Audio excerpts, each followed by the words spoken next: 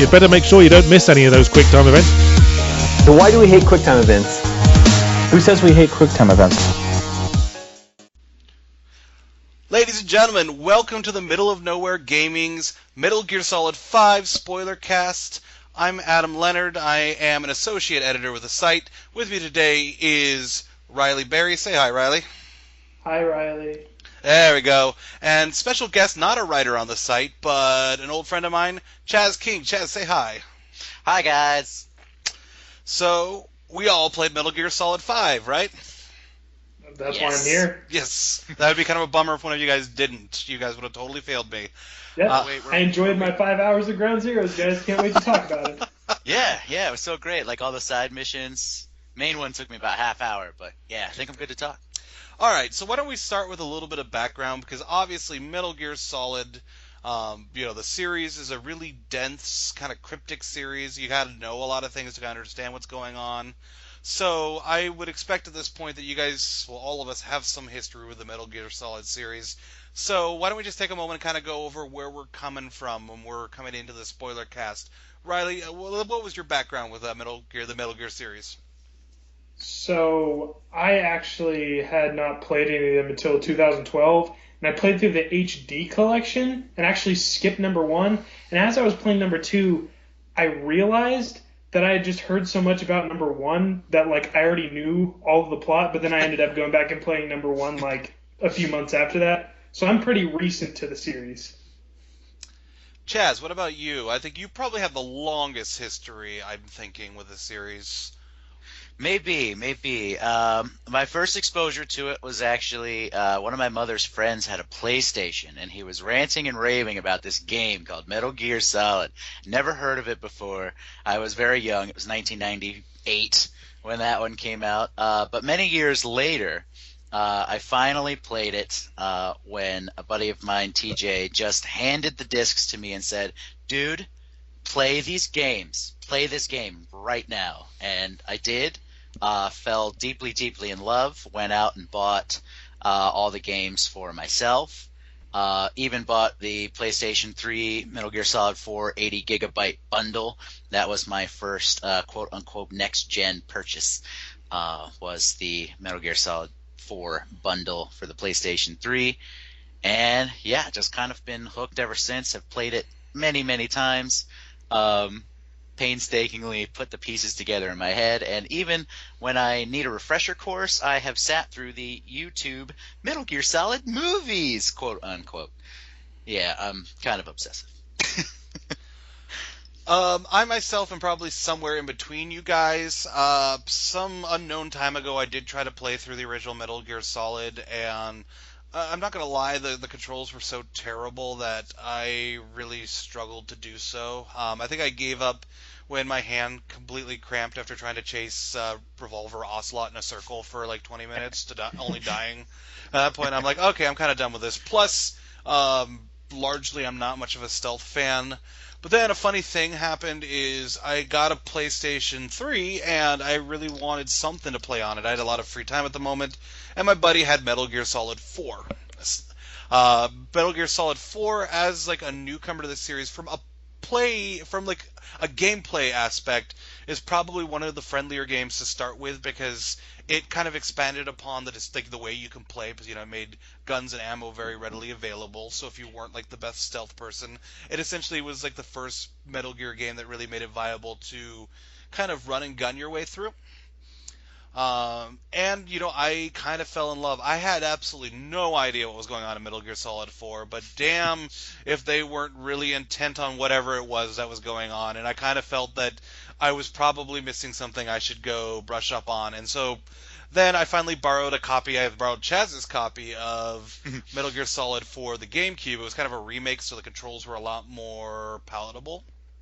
Twin Snakes. Yep, and then kind of fell in love with the series, played through it at this point every game, in at least the console games, every game twice. And yeah, love me some Metal Gear Solid. That being said, why don't we get this underway? Metal Gear Solid 5. Just a question real fast. Yep. Did any of you play the original Metal Gears, Metal Gear 1 and 2? I have them on my Metal Gear Solid 3 Subsistence bonus disc. I attempted the first screen of Metal Gear, and I kept waking up the dogs and dying. So I went, I'm cool with just reading the briefing.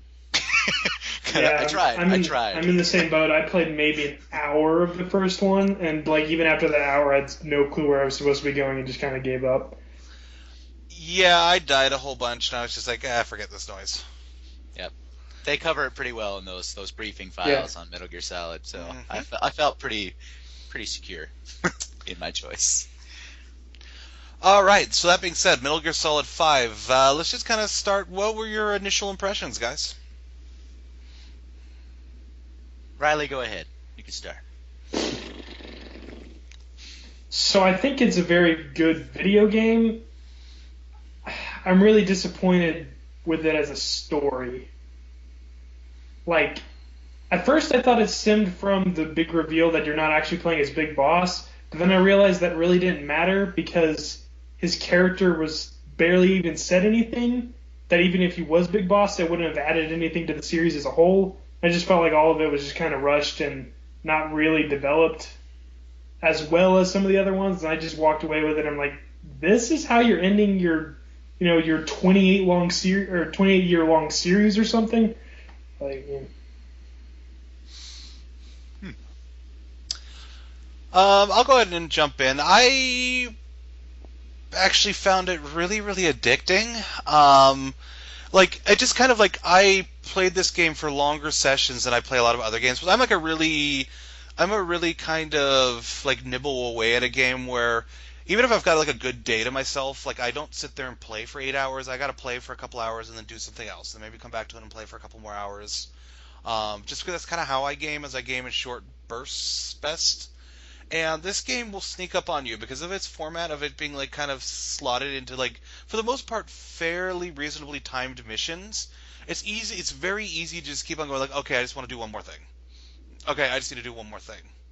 Well, okay, I need to rest. I need to save that mother base soldier too. So I might as well do that so I can keep on like finding out. Oh, by the way, before we go much further, obviously there's gonna be lots of spoilers in this. There already have probably been some spoilers in this. The entire series is up for grabs as far as spoilers go. So if for some weird reason you're listening to a Metal Gear Solid 5 spoiler cast and you don't want to know what happens in the other Metal Gear Solid games, shame. Just go somewhere else, okay? Okay, because at this point we don't have time for that. But anyways. Yeah, and so I found myself really addicted.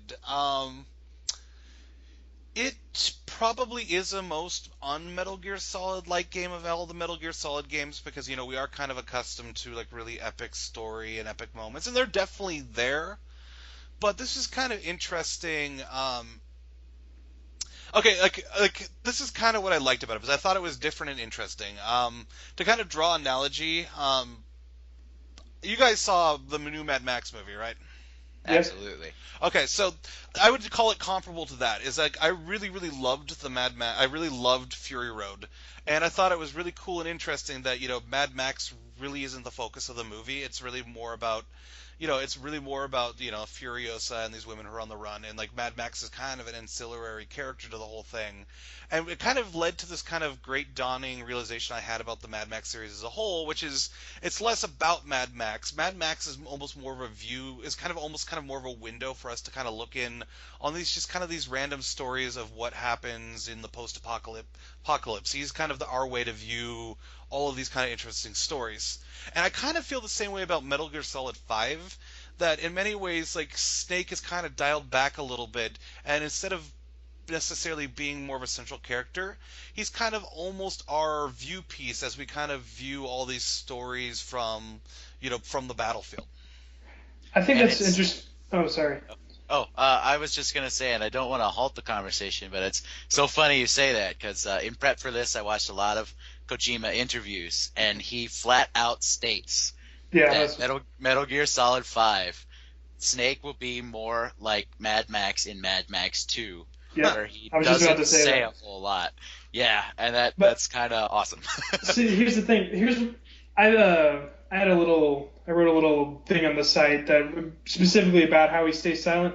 And what bothers me about the comparison with Max is that first Mad Max film was about Max, and the fact that he stays so quiet is established in the first film. The fact that he loses everything to this insane world, and he is essentially a husk of man just walking through trying to survive.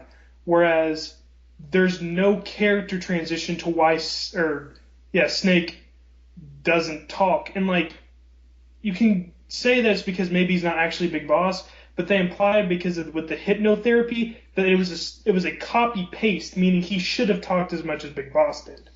And there was no real explanation for that. Whereas Max, there was a character explanation for why he is a silent protagonist. Okay, and I think that's a totally fair response. Now, here's the other thing. If we're good, because we're gonna kind of dive right into this subject. I had it somewhere down the list because I've got a bit of a spiel on this. Chaz has already heard part of this spiel, but we might as well bring up kind of the elephant in the room. How'd you guys feel about Kiefer Sutherland as Snake? I thought when he had something to say, he was fantastic. But I think even more so, I like your theory when you talk about it, Adam. Okay, so here's my kind of deep dive, Riley. And this is kind of what I started ruminating on as I got further and further into the game. Is so kind of like the big plot, kind of the big plot device are these vocal cord parasites, and essentially Skullface is using these parasites to wipe out languages from the earth. And so the entire game is kind of constantly echoes on this theme of losing one's language, losing one's identity, and just basically on what that does to people. And so I started to wonder if instead of a PR stunt by taking David Hayter out of the role of Snake, if this was an incredibly appropriate choice, because basically this whole game is about losing identity, losing your voice, losing your language. And what do? They take like one of the most iconic voices in video game history, and they literally strip away the voice, the identity of Snake, and replace it with a stranger. And also they make him awful silent too. I can't help but wonder, was it all just kind of like a storyline bauble, or was Kojima maybe working with a really deeper connection there between the themes of the game and some of the aesthetic choices he made for Snake this particular time around? Okay, I got maybe a little bit of a counterpoint. I would agree with you if he stated that the reason that he remains silent is because Snake is supposed to be the player. Okay. And at the very end of that game, that is when Big Boss tells Venom Snake, "You are Big Boss." That is supposed to be Kojima telling the player, "You're Big Boss. You've built this legend with me, and thank you for that." So I feel like I do like your idea, but I feel like the game already has a reason for why it's silent, and it establishes that but it establishes it in that last scene. And I think that's a totally fair point. My idea was a very lofty idea, which chances are the facts weren't going to actually prop up. But that's a good idea.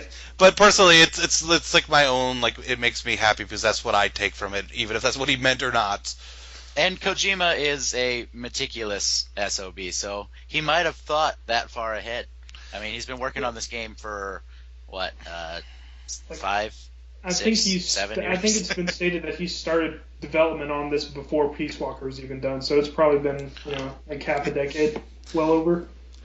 And it was also really weird too, because it also felt like, I think this is pure coincidence, because obviously they must have been working on this story well before a lot of stuff went down. But once again, it's very interesting. This is a game about the stripping of identity and the loss of one's voice, considering everything that happened with Kojima and Konami right at the end. It's like almost a really, really weird coincidence, because one could almost feel that you could read this once again as commentary of like Kojima's end of days with Konami.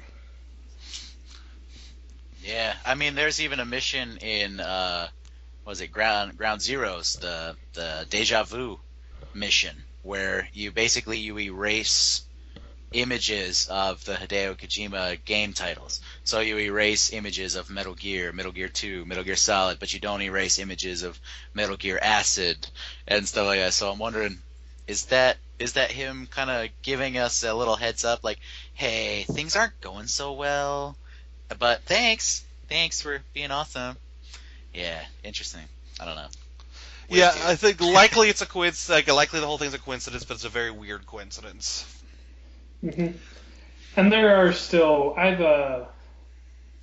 just out of curiosity, there is a kind of an underground community that is like entirely convinced that there's something hidden with Metal Gear Solid 5, and an even smaller subset of that community believes that this whole Kojima breaking up with Konami thing is a ruse.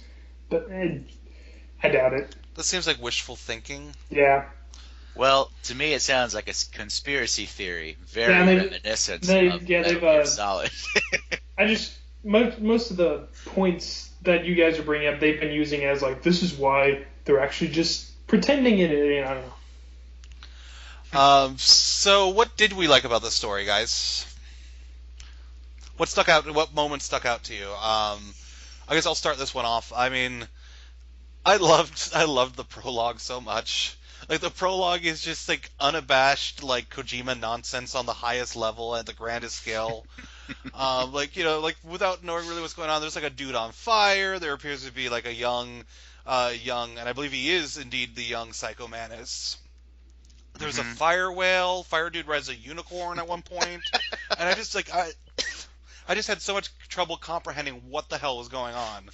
There's a zoom in to what ends up being big bosses, but that's how you make it proud. There's that whole intense scene where they're laying among the dead bodies, and it looks like he pissed himself, but it was just an IV bag. Yeah, that caught me both times. Like, it caught me like I was confused the first time. Like, did they just show Snake piss himself? And then like it got me again at the end of the game. Damn it! When we had to go back and play that thing again, because it seems so good. Yep. And then that butt comes out of nowhere and saves you. Yeah. Yes. So here's a kind of an interesting question, because so basically what we're talking about is that basically you play that prologue twice in the game. You basically play it once at the beginning, and then you play like a truth version of it right at the end of the game, where it gives you a couple additional things you don't know, and it calls a couple things back to your attention. Out of curiosity, before you guys got towards the end of the game, did you remember or draw a connection to the fact that that was quiet in the hospital room? I knew a girl got set on fire. I remember someone having hair, but I did not make the connection. No, until the second time I played it, I went, holy crap, that's quiet. Awesome. Yeah. Cool. My friend was texting, like, he finished the prologue about a day after I did, and he's just like, I think that's quiet. And he'd been paying attention to a lot more of the promotional material, so he's a lot more familiar with Quiet's face. And I was just like, I think you're just hallucinating. There's no way that she survived that. She got set on fire in a building that got set on an even bigger fire. Yeah. I think she's, like, dead. And then it turned out to be, I was like, okay. After he figured it out, I texted him, I was like, you were totally right. Yeah, I didn't draw the connection. I thought it was because it was paced really well. They did a very good job of inserting Quiet far enough into the game that you don't automatically go, oh yeah, that's the girl from the hospital. Like, enough stuff happens that you kind of forget the prologue a little bit. Yeah, I most definitely did. Or maybe even more brilliantly, the fact that scene is so... Like, it is at the very beginning of the prologue, and it's the most normal thing to happen in the prologue. That is definitely true. That is succeeded by so much insane crap that you don't remember it because, like, why would you? Because you saw Fire Whale. Yeah. And a unicorn. Yes, a fire unicorn, exactly.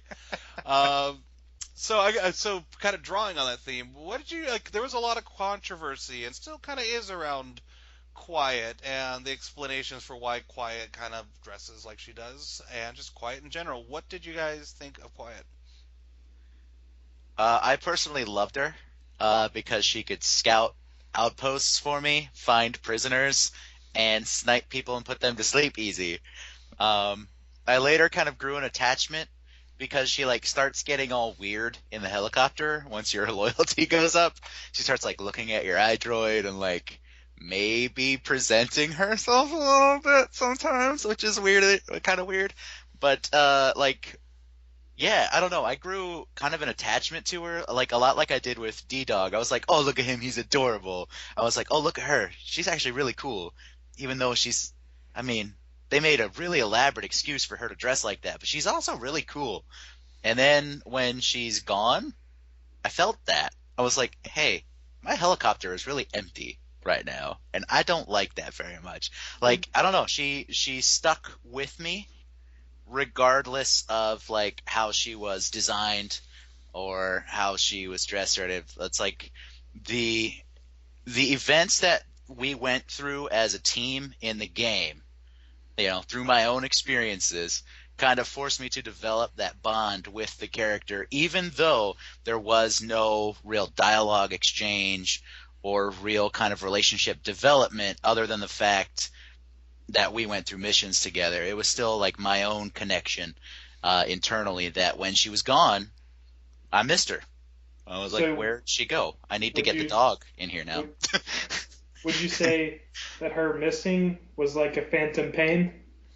It was definitely a phantom pain. I'm not going to say that I came up with that. Like, I've definitely... I really didn't like the fact that she left, but then when someone is presented as an idea as that she is the player's phantom pain, I was like, okay, I love that decision now. Like, I honestly think that is the entire point why she leaves. And what about you? What did you think of Quiet, Riley? Yeah, she's probably my favorite buddy. So at first I thought it was cool, the explanation, because it kind of ties in to what the end was, but then I realized, wait a second, the end covered himself in leaves the entire time, and he was able to wear, clothing, obviously. And then also, just later in the game, you can just develop a suit for her. So it's like why would you go through this elaborate reason why she can't wear clothes when you're just going to allow me to put clothes on her? Like, just let me put clothes on her the entire time, please. Yeah, I really liked Quiet. She was incredibly useful on your missions, and she provided kind of a good air of mystery, a continued air of mystery throughout the story. I don't think Kojima sticked the landing on her design choice, though. I definitely think she does nothing to help forward like the legitimacy of games as like a mature art form. because I'm sorry, I'm not gonna buy the she has to be in her underwear because like photosynthesis and stuff, and she can't breathe. She can't breathe with clothes on. It's like, okay, you're kind of a pervert, Kojima. I get that, and I'll accept that and try to move on because of all the good stuff you do. And all right, so let's see. We've got Cover Fire, Scout, and make me a sandwich. All right, sweet. Yeah, and it didn't help that they released like the Quiet action figure that had like squishy boobs that like really once again just didn't do any favors to like there's we're treating this treating this as a respectful character. But she was kind of awesome. Even though, like I said, I kind of every once in a while Kojima has just like this ability to have really beautiful and compelling stuff, and then he has like a chick who's in her underwear the entire time, or a guy who shits himself as his primary character trait. Yep. And sometimes they have to release a video, like an audio tape, where you can just listen to a dude shitting because why not? Yeah. To be fair though, that is a gameplay mechanic. That is true. That is true. Speaking of characters that can shit, so let's talk about like what were your favorite what was your favorite buddies? Other than Quiet, most definitely D-Dog. He was an acrobat who could kill someone with a knife and do a sweet backflip. And he looked adorable in his ridiculous armor. So yeah, definitely D-Dog was my second favorite. I used Quiet and D-Dog pretty evenly, because just like depending on the mission, like if I had to find somebody or something very specifically, it'd be D-Dog, no question, because like you just like if I was trying to go after one of those mother base soldiers, I would know where he was really quickly, because D-Dog just helpfully that's what he does. He just points shit out to you. That's what he does. Yep. He's like plant, animal, plant, soldier.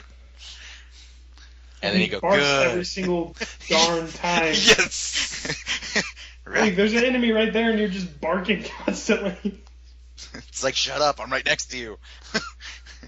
You don't want the guy to come over here. I like D-Dog a lot, but he was sometimes a dumb animal. Like I would, plant C4, and then he would just stay by the C4, like just I guess hypnotized by the blinking red light, and I set it off thinking that he's next to me. And then I get Kaz yelling in my ear about how I should make sure that my buddies aren't about to die. I'm pulling them out of there. Yeah, there was more than once he got his ass tranked because he got in my field of sight right when I was trying to light up a shot. There was that one side up, the legendary bear one. I was proud. I was able to sneak up on the bear and use my stun arm to stun him, but I also got D-Dog with that.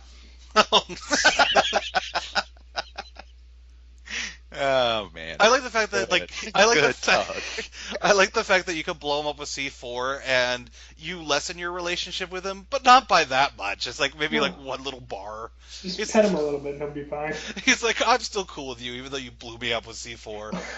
Just like a real dog.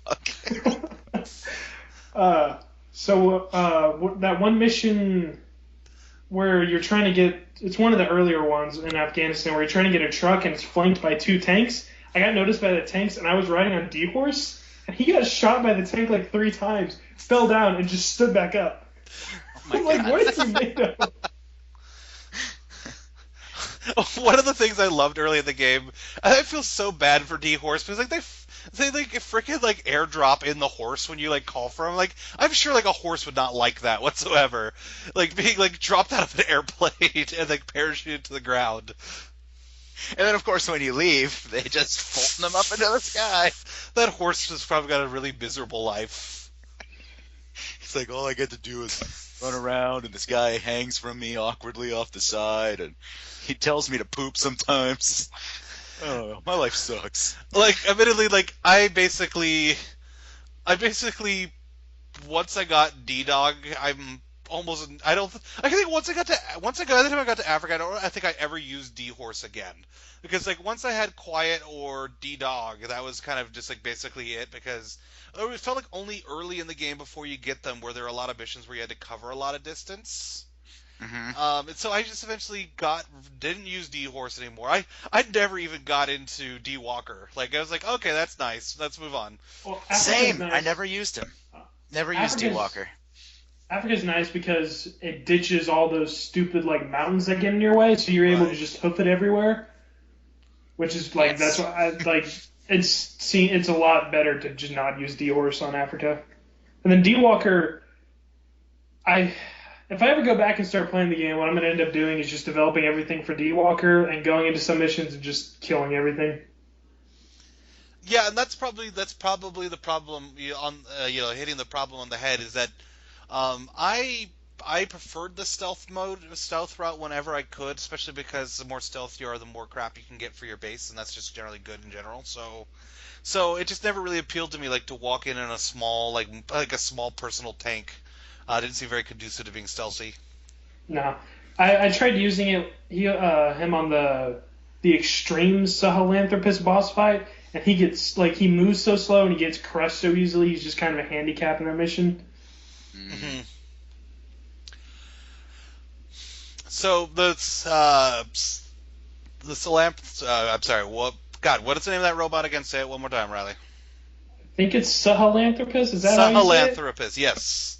That was a pretty awesome boss fight, but there are some people who are complaining about the fact. Were you guys disappointed that there weren't very many other in the way of like Metal Gear Solid-esque boss fights? Maybe a little bit, just because they were always something to look forward to. That was kind of the Metal Gear formula: is you're a dude entering a base with comic book villains, and you need to fight them gradually throughout. However, just the freedom that I had to like maybe fight some guy, or I don't really have to. I can throw a decoy and just grab the prisoner and run. Was really gratifying to me. I was kind of bummed that Skullface just met his end by getting stepped on. I was like, I mean, there's a scene after that, of course, but I kind of maybe wanted to have a throwdown with him in, maybe Old Snake, Ocelot, kind of brutal, just punch the crap out of each other fashion. But overall, no, but a little bit, yes, because they were such a staple in the other games in the series. The problem with Skullface boss fight was just that, like, I would definitely just rocket punch him. Like, I just get to a vantage point, rocket punch, and you're out. forgot about the rocket punch. Yeah. So we did get a couple of boss fights. We got, as we said, the Sahelanthropus, which was pretty awesome. Up until right until the end, the problem is that was such a frustrating fight because I was good for 98% of the fight. It's just right at the end where he starts spamming his laser attack over and over and over again is what kept on doing me in. And then I had to play through another 20 minutes worth of gameplay to whittle him down again, only to have him do his little laser, ultra laser over and over again. Yeah. Especially he has multiple vantage points on that thing, and there are two where it's almost impossible to get into proper cover. It's annoying. Well, and he does this thing where he stops doing the vantage points altogether, and he just hops near you, and then all of a sudden you instantly go into alert mode, and you've got just a few seconds to get the hell out of the way before he shoots you. Well, Psycho Mantis pops up during that. You shoot Psycho Mantis, and he's stunned. I never caught that. Really? Yeah. Huh. Yeah. So that was actually the easiest part of the fight when I was doing the extreme version of it. Once he gets down to the last quarter, he just constantly does that. So I was able to just keep him he was basically stunned the entire time for the last chunk of that boss fight. So I actually think when he starts doing that, it is the easiest. Now, were you guys disappointed that there wasn't a Psycho Mantis encounter proper? They keep on showcasing this kid throughout the thing, and you're oh man, eventually I'm gonna have to deal with that. But what are you gonna do? You can't kill him because he's a kid and because he's Psycho Mantis. Yeah, Miller will get really mad at you if you kill that kid. Well, even by accident. Well, there's still plenty of other, it's Metal Gear Solid. You can do any number of MacGuffins just to you battle him and then he gets knocked out or something and then disappears. There's any number of ways you could do it without putting a bullet in his head. Yeah, I think we were supposed to get that final mission, which was supposed to be that huge battle against the Sahelanthropus, which I feel would have been great and probably kind of covered that base. You don't get a Psycho Mantis fight, but you get that final showdown between Mantis, Eli, and Sahelanthropus. We did get a pretty fun fight against Eli, aka Liquid Snake. That kind of reminded me a little bit of fighting him was a little bit remember in have you guys seen Tropic Thunder? Yes. No, I haven't seen that. It was basically when I believe it was Jack Black's character had to fight that little Cambodian drug lord kid. Yes. Because here you are, you're big boss, and you're getting your ass handed to you by a kid. I'm not like you. Except for kid, you are exactly like him. Yeah. Well, not like this one. Oh yeah, well, but to be fair, this one is basically just the actual big boss. Yeah, pretty much. He was brainwashed. Yeah. And then we got also, of course, the boss fight with the Man on Fire. That's probably the other real notable, traditional boss fight. I died so many times that it asked me if I wanted the chicken hat. I said no. Get your chicken hat out of here. Have you seen that one person? He instead of just stunning him and running out of the area, he got into a Jeep and he positioned the Man on Fire right. There's a trench or something that you can fall off and die, and he ran the Jeep into him, jumped out of the Jeep, and the Man on Fire fell into the trench, and he was just done for. Wow. That sounds intense.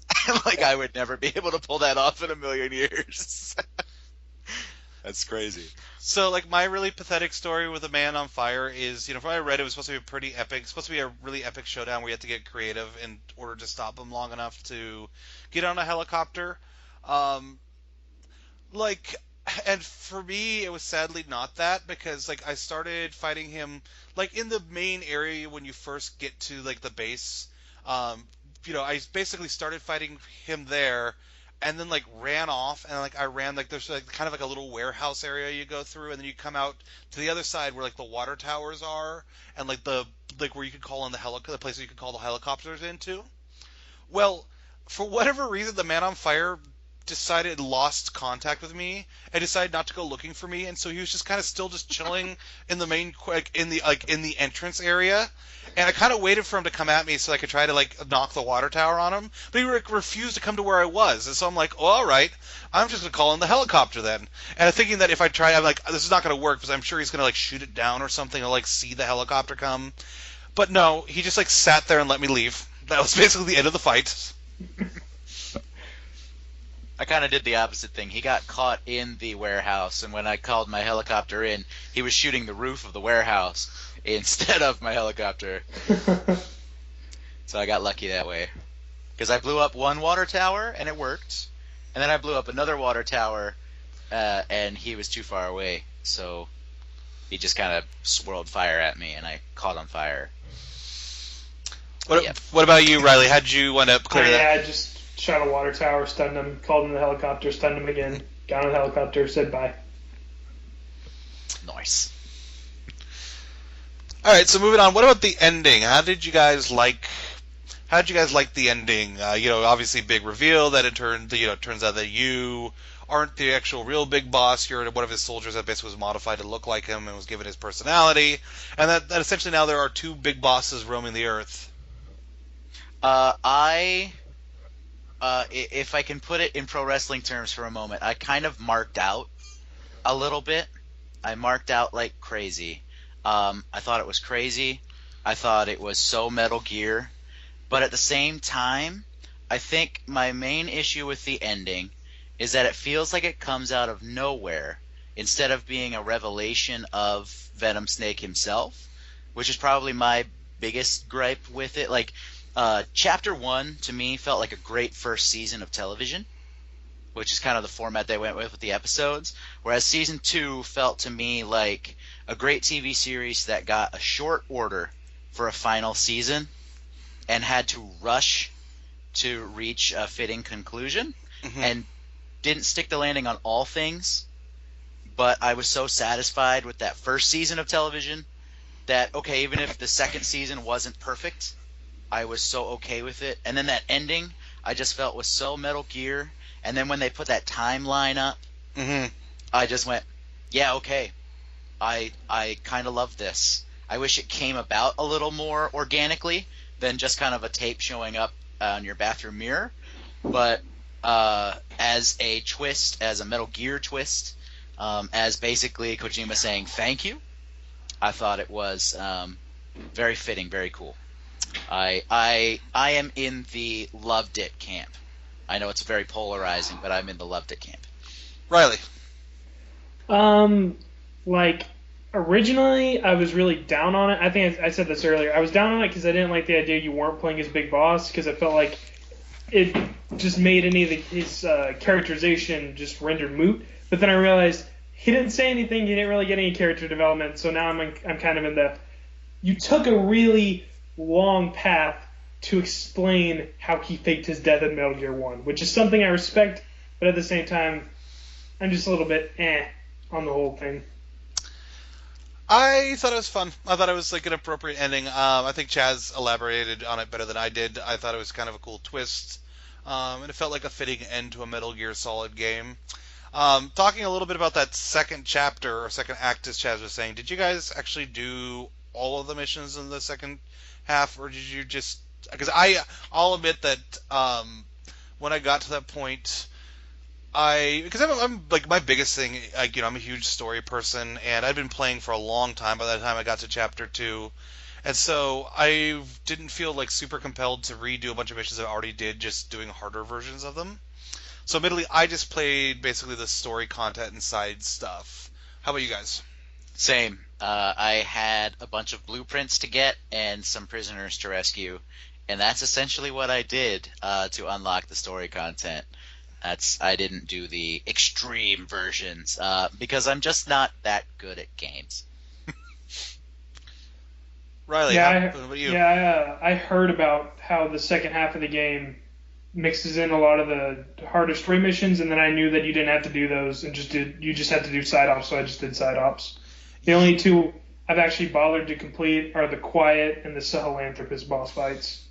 Yeah, I had no interest in trying to do, what is it called, Metallica Arcana on extreme mode. That sounds awful. God, yeah. I basically had to cheat my way through victory the first time. Because basically what I did is I ran out one of the gates outside of the airport and hid behind a wall, popping up long enough to call in like airstrikes and shoot missiles at the bot guys, but the guys wouldn't leave the base, so I could kind of sort of hide from them. That was the mission that after I did it, that's when they announced a save bug. But I used Quiet in that mission, which you weren't technically supposed to do. And the top line sniper rifle that she gets is so overpowered against those guys. Problem is, she's gone. I can't fall back on that crutch now. Yeah. So I've just not bothered with that mission either. In general, I did the same way with Quiet with her. Was it Sinful Butterfly? The really think that's big the one, yeah. Yeah, the really big one. And I had the Killer Bee missile launcher. So that's basically what I did. She shot them, I ran away. Then I shot them, and I ran away, and I shot them and ran away. It was long. It took a long time. Yeah, in general, I think that Quiet was like too overpowered. Period, because there were like literally missions that Quiet completed for me while I was fuddling around with something. Like something I was like stuck on. I'm like, well, screw it. I'm gonna call in a tank, and I'm just gonna run over everybody, and then it'll be like, no, never mind. Quiet got them. It's over. Actually, so with the Extreme Quiet mission, that one's so hard, I ended up getting creative and just calling in a tank and chasing her around the map. That is awesome. I supply dropped her. I think they patched that out, unfortunately. No, boo. Because I did it on accident to myself. I needed ammo, and I stood where the supply drop was going to go, thinking it would break over me, and I'd get the blink, blink, blink, blink, blink as it fell. But no, they dropped a box on my head. Lo and behold, I come to find out later that it's a well-known strategy. But I went, man, that hurt me, because it took like a quarter of my life bar away when I dropped supplies on my head. So I'm going, does that work against her, or is she going to see it? And I thought she saw it because she moved on my first one, but I decided to try it again, and it worked. The best thing is with that extreme boss, I don't know if she does this in the original, but in the extreme version of the boss fight, she's once she gets down to a certain amount of health, she stands underneath a waterfall and like starts drinking, and she doesn't respond to you if you get near her. So I just ran her over with the tank each time she did that. You are a bad big boss. Well, he is Big Boss, and you are too. On the same lines with Quiet, how annoying was that last Quiet mission in Act 2? Oh my that is such a bad God. mission. I hate that so much. Like, whenever you're fighting against a bunch of tanks, and that's harder than fighting against a giant robot, maybe you should go back to the drawing board and figure out how to balance that correctly. Yeah, it's like too many of those tanks have the ability to like one-hit you or one-shot you, and that happened way too frequently. And the launcher she gives you is garbage. She gives you like the worst launcher ever. So I kept having to airdrop mine in, but the problem is that it's saved at a checkpoint. Like, so I kept dying after this checkpoint with one crappy rocket. And so I'd have to call in every time I restarted that mission, call in my good rocket launcher. And then also, did you guys have a sandstorm that blew in each time? Yep. Yeah. Okay, so that I've been wondering if that was like something that they designed, and if they did, like screw them. I hate them so much for that. That sandstorm. Every single time I hit that sandstorm part, I'm like, what one did?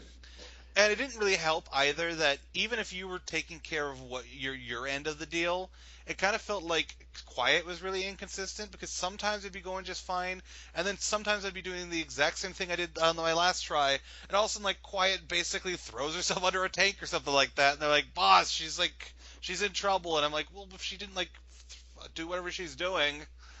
Yeah, the one mission, control of her again. And also the one mission you're stuck with her is the one mission where she's one of the most useless buddies. I think the only useful buddy in that situation would be D-Walker. Probably, I agree with that. Mm-hmm. All right, next question. What about Revolver or Miller? Who do you prefer? Is that the conversation the girls have? Yes. So which team are you on? Team Miller or Team Ocelot? That's what the lady soldiers of Mother Base talk about. I prefer Ocelot because I think he's pretty good. Well, he is pretty good. Miller's a dick. Yeah. I have to go with Ocelot. Miller's such a D-bag. You're going to extract him? Yes. Yes, I am. Stop judging me. Yeah, Ocelot all the way. Always have been Ocelot. Miller was far cooler before he got like blown up and lost a couple limbs. Now he's just kind of like bitter. Now He he's was- like Kratos. Yeah, even in the ground before he lost all his limbs in Ground Zeroes, like all he did in that game was shout. Also, whenever you saw him, It's great because you really like Ocelot because he kind of seems like the voice of reason and he seems to give like the most reasonable advice. But it's great because you kind of sit there the entire time. It's kind of like rooting for Hannibal in like the Hannibal TV show because you're kind of like, okay, I like you, but you're going to be such a big pain in my ass later. Yeah, but he's the guy who knows all, man. Like, he's the guy who knows all. He's the guy that Zero went to. He's the guy that Big Boss went to. Nanomachines and hypnotherapy to take on Liquid. Like, what a crazy, crazy bastard Ocelot is. But he's the guy who knows all. and yet somehow he's like the level-headed one of the group in this game. You'd think he would go insane, but yeah, you're right. Yeah. You're right. Like one of my favorite lines in the whole game, however little there were, it was just so Metal Gear where Miller's like, "What if she's a spy?" Yeah. Well, what if I'm a spy? Or you? Also, every single time I see you, I just assume you're a spy for someone. Yeah, serious. It's like, who's he working for this time? Ooh, Zero. Yeah, crazy. I noticed I didn't even bring up the name Huey Emmerich because the answer is nobody. Huey Emmerich was nobody's favorite. Yeah. Oh God, that guy. I was made her dead because of you. Oh, shut up. Go away. Yeah, it just makes me want to go back and useless battle gear. It just made me want to get this like giant iPod that's got a dead corpse in it.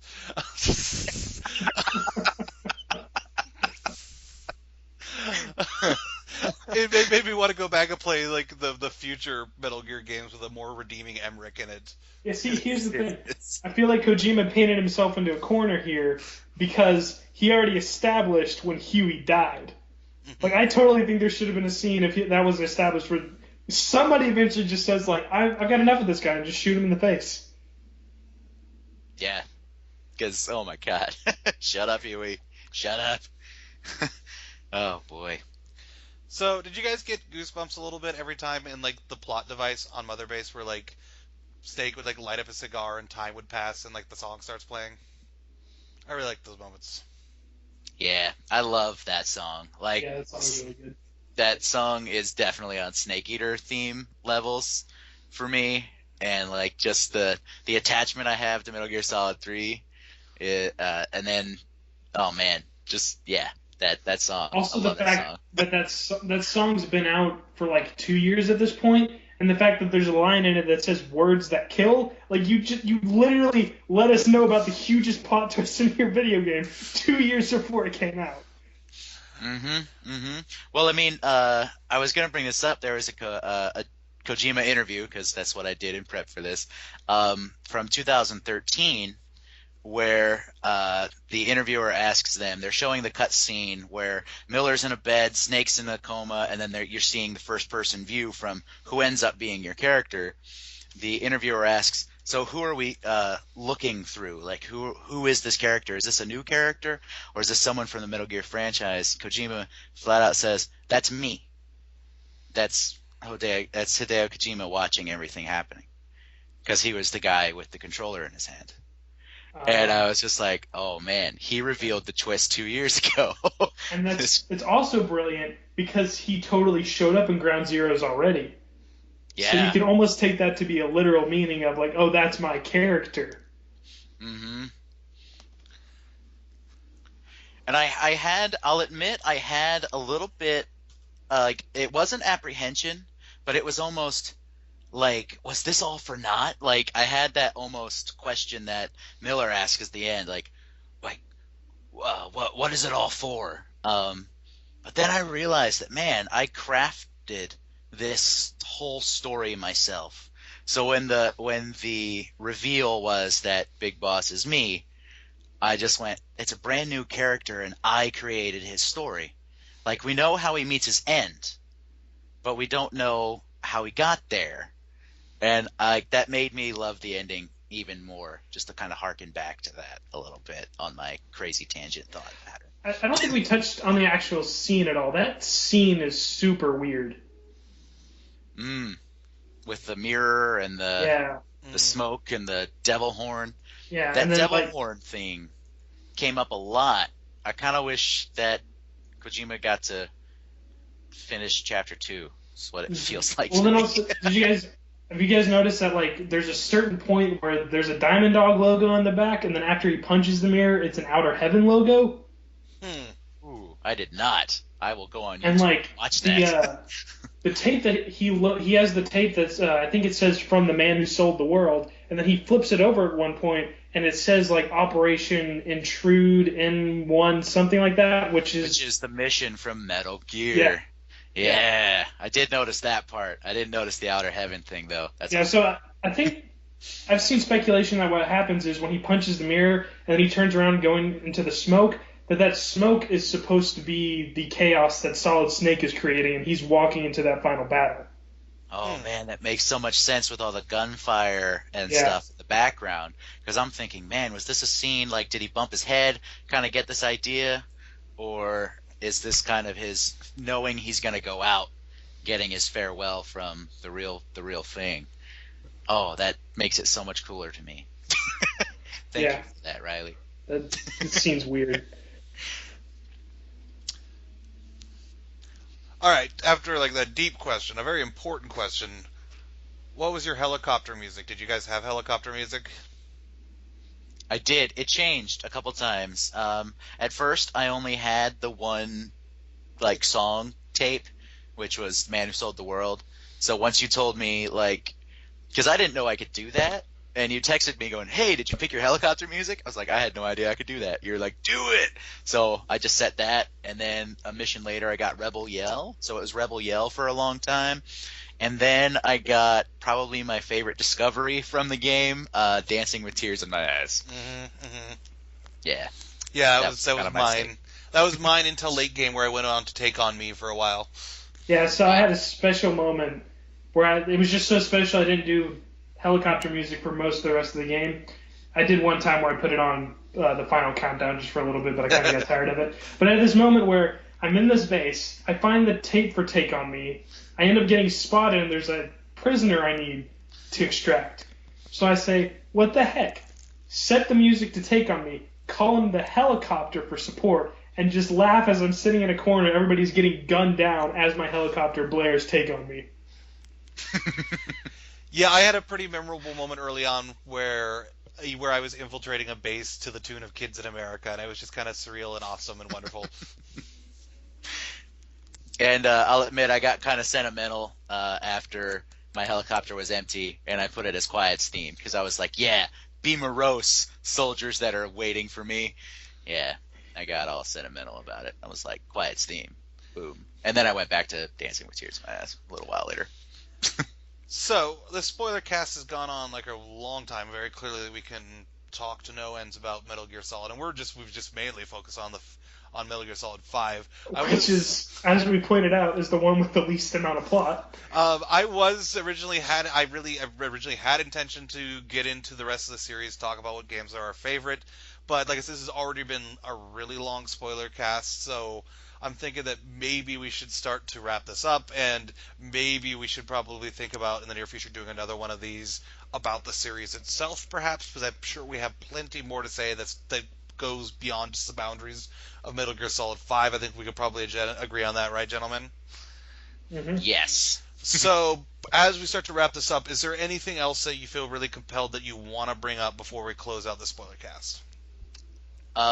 If you are stuck in the last gen like me, I can wholeheartedly recommend this video game. I was really worried because sometimes back ports, if you will, are not good, but this game was in development so long ago that they made a full version for last gen. So if you're stuck on a PS3 or an Xbox 360, I can wholeheartedly recommend this game. It is a full experience, not quite as pretty as the new gens, but it's the full story, full game. You'll feel right at home. Yeah. I've actually thought about this. The PS3 is the ultimate Metal Gear machine because you can play all of the mainline series on that console. Truth. with all because they re-released them and everything. So like, I've actually been, if I ever run into a friend who's not a big fan of video games, now that PS3s are going down in price, I can totally tell them just like buy the PS3 and just get that entire series. It's great. Riley, anything else you want to add to the mix? Anything else that you're just dying to talk about that we didn't get to? There's probably some I'm going to remember later. But yeah, right now nothing's coming to mind. As a big fan of music in video games, basically this is got one of the best soundtracks in video game history, in my opinion. I'm a huge 80s music fan, and so I loved the use of well-known musical properties. So if you like music in video games, if you like 80s music, Metal Gear Solid 5 is a game for you. All right, and with that is going to wrap up our Metal Gear Solid 5 spoiler cast from Middle of Nowhere Games. Please come and check out our website at middleofnowheregaming.com. Though if you've already listened to this, you probably already know that. And there will be other spoiler casts in the future. It sounds like we have plans to do a Metal Gear Solid discussion, about the entire series. Thank you so much for tuning in. And I'm Adam Leonard. With me is Riley Berry and Chaz King. It was a pleasure talking to you, gents.